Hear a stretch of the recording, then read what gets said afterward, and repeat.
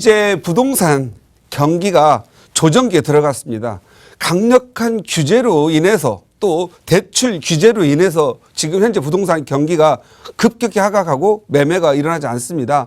지금 가슴이 방망 떨리고 내가 투자한 거 잘못한 거 아니야? 또 다시 IMF 끝날 때처럼 되는 거 아니야? 라고 걱정하시는 분들 지금 막 매매하려고 많이 생각하고 있는데요. 걱정하지 마세요. 우리가 이미 IMF 거치고 2008년 리먼 브러더스 사태 거치면서 매각한 사람만 당했습니다. 결국 정부의 정책은 언젠가는 바뀌는데 이번 거는 너무 강력하지요. 2017년 파리 조치는 종합 백화점입니다. 이 규제 부동산을 규제를 하면은요. 경제라고 하는 큰 바퀴가 하나가 펑크가 난 거예요. 그래서 지금 절뚝거리고 갈 수밖에 없습니다. 이제 서민 경제가 황폐화되고 굉장히 어려워집니다. 그럴 때 꺼내는 또 카드가 있죠. 경기 활성화하려면 부동산 또 활성화를 시켜주기 위해서 가는 부분들이 있으니까는요. 잘 견뎌줬으면 좋겠고 언제 또 부동산 경기가 풀릴 때도 안 오를 것들 이런 것들 갖고 있을 필요가 없겠죠. 그것도 때를 봐서 또 정리도 해야 될 거고 막 그럴 것 같습니다. 그런데 많은 사람들이 이제 이 조정기가 끝나면 언제 과연 다시 가격이 오를까요? 라고 많이 물어봅니다. 그거 단순합니다. 그냥 부동산 규제 풀리고 나면은 어느 정도 또 투자 심리 살아날 때 오른다 이렇게 말씀을 또 드릴 수가 있는데 과연 그러면 시장에서 투자하는 본인들은 어떻게 감지할까요? 라고 많이 묻습니다. 이것은 저 개인적인 생각을 한번 담아봤고요. 여기에 이 화면을 보시면 핵심이 하나가 빠져 있습니다. 요거 잘 들으시면은요, 어떤 때가 가장 많이 오르는지, 어떤 징후를 보여주는 건지 한번 나와 있으니까 잘 보시기 바랍니다. 제목은 이렇게 잡았습니다. 부동산 투자, 손쉬운 투자의 가격 상승 징조를 파악하는 법. 이 가격 상승 징조를 파악하는 게 굉장히 중요합니다. 그런데 일반인들이 대부분 좀 징조를 느끼고 있어요. 부동산 투자에 관심 갖는 분들은. 그래서 무관심한 분들은 모릅니다. 그런데 요것들을 한번 정리를 좀 간단하게 징조를 이렇게 좀 세분화하는 것을 한번 정리해 봤는데요. 저는 어떻게 보면 저의 왈이랄까요? 저의 멘토링 워드는 전세, 월세, 매매 물량만 파악해도 가격 상승 하락을 예상할 수 있다. 이게 무슨 얘기냐면 남들은 오르는데 내 것만 안 올랐다는 분들이 되게 많아요. 근데 또 어떤 분들은 나는 운이 좋아서 많이 올랐다라고 하는 분들이 있죠. 이 매매 물량, 전세 물량도 전세 물량 또는 월세 물량, 매매의 물량입니다. 영어의 quantity, 이게 물량이에요. 물량을 파악하는 것만으로도 좀 도움이 되는 경우가 많습니다. 이걸 왜 파악을 해야 되냐면 어떤 데는 지역적으로 다르기 때문에 그렇습니다. 이걸 이해를 하려면은 내가 만약에 나는 어떤 지역에 샀는데 물건이 또 전세 물건도 없고 가격이 오를 것 같은데 안 올라요. 그런 건 다 이유가 있다라는 거죠. 한번 그걸 도식화 한번 해보도록 하겠습니다. 내가 어떤 동네에 가서 임장 활동을 했어요. 아니면 우리 동네예요. 그런데 전세 물량이 지금 조사를 해보니까 전세 물량이 많이 나와 있어요. 그리고 그렇다면 전세 물량이 많이 나와 있고 매매는 어떠느냐? 매매 물량도 많이 나와 있어요. 그런데 이게 시장에 매물이 쌓여 있는 거예요. 그 월세를 봤더니 월세도 많이 나와 있어요. 이런 데는요, 가격이 폭락 수준이죠. 가격 상승도 없고요. 투자성도 없고요. 수익성도 없습니다. 이런 데는 인구도 줄어들고요. 인구를 유입시킬 요인이 없기 때문에 시간이 가면 갈수록 가격이 떨어지거나 살 사람이 없어서 매매가 안 됩니다. 이런 데는요, 어떻게 하면 성공하냐면 탈출만으로도 성공을 해요. 탈출만으로도 성공을 해요. 이런 지역을 투자하시는 분들이 있는데 이런 분들은 많이 가격이 전세 물건과 전세 가격과 매매 가격 거의 동일해요. 그러니까 1,000만 원, 2,000만 원 투자한다고 그래가지고 투자를 해줘. 어떤 사람은 과거에 300채를 저 갭 투자했다고 그러는데 이런 경기가 되면은요, 요런 300채 가진 사람들은 한 3천씩만 전세값 빠져도요, 90억 정도가 날아가는 거예요. 이게 굉장히 위험한 방식이죠. 그래서 여러분들이 이 정말 2013년에서 2018년 가격 많이 오를 때 요런 데 투자한 사람들은 지금 허리가 휠 겁니다. 우울증 생기고요. 요거 위험한 겁니다. 그래서 요걸 갭 투자를 하더라도 뭐 10채를 모으고 100채를 모으든 좋아요. 이런 후진 동네 가가지고 투자를 하면 당할 수가 있으니까 조심을 해야 된다라고 보시면 될 것 같고요. 또 어떤 동네를 갔더니 전세 물량이 많아요. 그리고 매매 물량도 많습니다. 그런데 월세 물량이 없어요. 이것은 무언가 월세 물량이 품귀가 됐다. 이런 것들은 이런 동네에는 월세 수요가 있는데 보통 보면은 자기 집은 서울에서 살면서 아이를 키워야 되는데 임시로 직장상의 문제, 회사를 다니기 위해서 이런 지역에 가서 살자니 전세 살기는 돈이 아까워. 그리고 매매를 하자니 이거 주택수 꽂아놓은 보릿자를 팔기도 힘들 것 같아. 그래서 임시로 월세를 사는 분들이 좀 있지요. 이것은 지방에 산단이 있다든가 아니면 공장지대, 업무시설이 지방에 좀 집중화된 지역들에서 보이는 현상입니다. 이런 데는 역시 가격 상승 없습니다. 투자성도 없죠. 다만 수익성은 보통입니다. 이런 경우에 동네에 어르신들이 은퇴를 하고 소일거리 하시면서 그냥 관리 잘 깨끗하게 하면 월세가 나와주죠. 그래서 이런 분들이 왔는데 이것도 투자성은 없습니다. 그리고 이것도 시간이 가면서 건물의 노후도가 진행되면서 가격이 서서히 하락하고 매매가 잘 안 되죠. 그러나 공장은 있기 때문에 이 지역이 또 어느 정도 지나고 나서 건물을 또 새 걸 지으면 또 그쪽으로 수요가 몰려서 수익성을 일으키는 착신상을 일으킵니다. 그러다가 수익률이 높았다가 툭 떨어지죠. 이런 것들이 이제 평택에 갔다 보면은 용희 지역 이런 데 같은 데 좀 많이 있었습니다. 현재. 그런데 어느 정도 수익이 난다 싶을 때는 또 주변에서 많이 몰려와가지고 너나 나나 함께 지쳐. 그러면 수익성이 급격하게 떨어져서 그나마 수익이 났던 것들이 공실이 나면서 위험해지죠. 그래서 이런 부분들도 주의를 좀 해야 된다. 이렇게 보시면 될 것 같고요. 또 어떤 지역에 갔더니 전세 물량이 많은데 매매 물량이 없어요. 그리고 월세 물량도 없어요.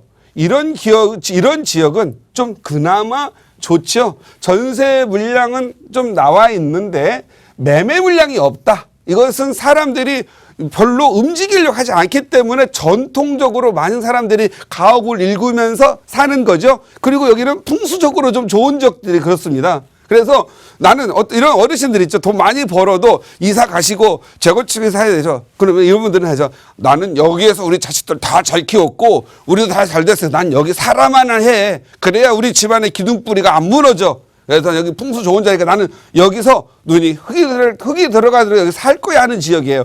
이런 지역은 가격이 유지가 됩니다. 가격 상승은 잘 되진 않아요.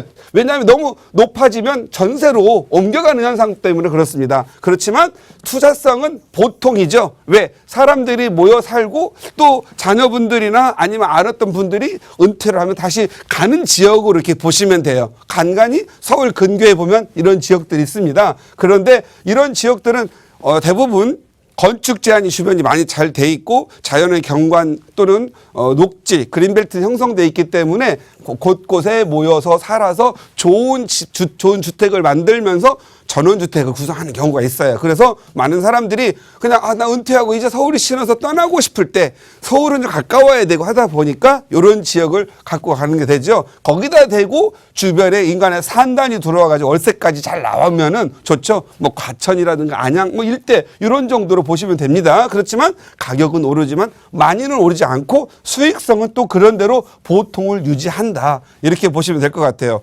여기는 그래도 뭐 나쁘진 않다 이렇게 보시면 될 것 같고요. 요거가 좀 약간 요 다음 게 약간 착시 현상을 일으키는데 전세 물량은 없어요. 그런데 매매 물량이 많아요. 그리고 월세도 물량이 많이 나와 있어.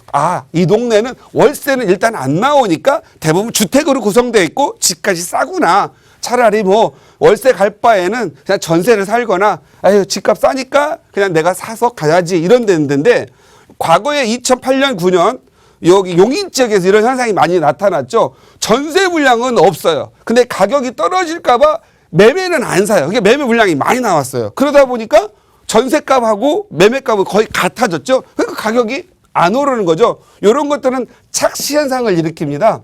그래서 전세 매물이 없으니까 매물을 사야지. 초보들은 이렇게 초보들이 생각해요.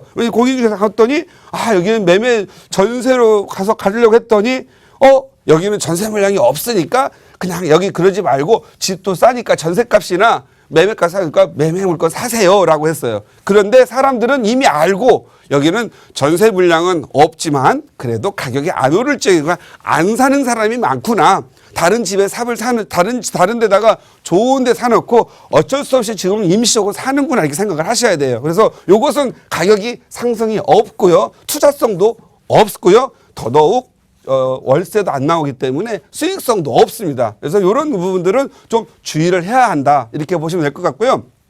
또 어떤 데 가보면은 전세 물량도 없고 매매 물량도 없고 오직 월세 물량만 좀 나와 있어요. 이 지역은 학군이 좋은 지역이고 주변에 직주 근접 지역이면서 작은 물건들이 별로 없는 지역이구나. 이렇게 보시면 돼요. 그렇게 보시면 돼요. 봤을 때 전세 물량이 없으니까 매매로 가겠죠. 매매로 가려고 했더니 역시 매매 물량도 없어요. 이런 데는 가격이 상승을 합니다. 그래서 투자성이 좋지요. 그리고 여기는 다만 월세 물량이 많이 나와 있다? 이 지역은 주택 공급이 어느 정도 돼 있기 때문에 월세 수요는 없구나라는 걸 눈치를 채셔서 여기는 수익성 있는 수익성이 안 좋다라고 생각을 하시고 이런 쪽은 순수하게 거주를 목적으로 하거나 투자를 목적으로 하는 게 좋습니다. 그래서 가격 상승하기 때문에 이런 지역을 투자하는 게 좋다. 제가 아까 초대 말씀을 드렸죠. 여기 하나 빠진 게 있다고. 왜 빠졌는데 의도적으로 뺐죠. 여러분들을 더 집중도 높여가는데 어떤 지역에 갔더니 매매 물량도 없어요. 그리고 죄송합니다. 전세 매물이 없어요. 그리고 매매 물건도 없어요. 거기에다가 월세 매물도 없어요. 자, 이런 데는요. 완벽한 거예요. 직주 근접 지역에 지하철에 학군에 땅 개발할 땅이 별로 없는 사람들이 중심 주거 지역으로 보시면 됩니다. 이런 데가 서울에 곳곳이 있죠. 자, 전세를 구하러 갔더니 전세 매물이 없어요. 그랬더니 살려고 했더니 매매 물건도 없어요. 월세라 살려고 했더니 월세도 없어요. 그러니까 열받으니까 더 비싸게 사는 거죠. 이런 데는 거의 폭등을 하게 됩니다. 그래서 이런 데는 투자하기가 매우 좋다. 지금은 서울 전역에 매매가도 낮추고 대출 규제로 지금 현재 금매도 안 빠진다고 하지, 또 전세도 안 나간다고 하지, 또 월세도 안 나간다고 하지. 그러면 지금은 벌써 부동산 침체가 되고 물량이 많이 쌓였다는 거, 가격이 내릴 수 있다라는 거죠. 그런데 여러분이 이제 이 시기가 지나서 2년, 3년 지났어요. 이제 시장이 어떻게 돌아가나 눈치를 좀 채야 되겠죠. 요 방법으로 가서 보시면은요, 징조가 나타납니다. 어떤 징조? 이제 서서히 전세를 구하려고 했더니 전세 물어봤더니 전세 물건도 없다고 하죠.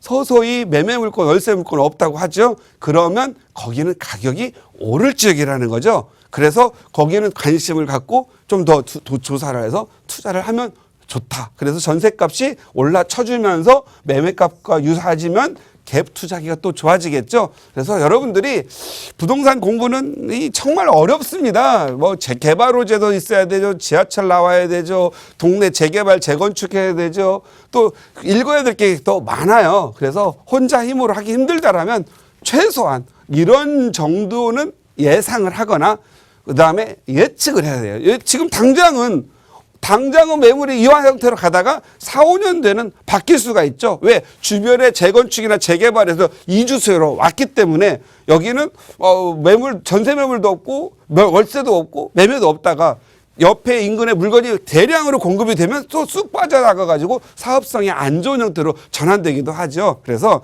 좀 더 항상 부동산 투자하시는 분들은요, 특히 2018년 말 이럴 때 사신 분들은 사자마자 덜커덕 규제 들어오니까 내가 잘못 산 거 아니야 하고 막 굉장히 불안해하고 우울하시는데 그럴 필요는 없습니다. 시간이 가면 또 자동적으로 해결할 때가 해결이 돼서 가격 오를 건 오르게 되는데, 만약에 이제 경기가 풀리고도 이런 지역, 전세 물량도 없고 매매 물량도 없고 절세 물량도 많은 이런 지역이라면 과감하게 손절매, 팔아버리는 것도 투자다 생각을 하시고 다음 걸 준비하시면 됩니다. 그래서 이런 한번 어떤 지역을 자기 동네가 어떤 카테고리에 들어있는지 한번 보시면서 여러분의 투자 감각도 높였으면 좋겠어요.